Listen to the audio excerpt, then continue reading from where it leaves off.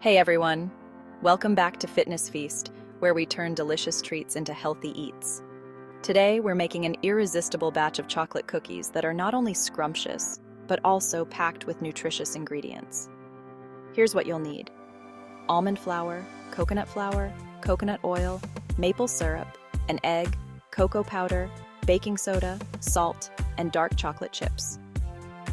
First, combine the almond flour, coconut flour, cocoa powder, baking soda, and salt. In another bowl, whisk together the melted coconut oil, maple syrup, and the egg.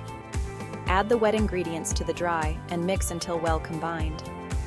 Fold in the dark chocolate chips. Place rounded balls of dough onto a baking sheet lined with parchment paper. Bake at 350 degrees for about 10-12 minutes. Let them cool on the baking sheet before transferring to a cooling rack. And there you have it. Healthy, delicious chocolate cookies. Perfect for a snack, dessert, or post-workout treat. Thanks for watching. If you enjoyed this recipe, give it a thumbs up and subscribe for more healthy recipes. See you next time. Stay sweet and stay healthy.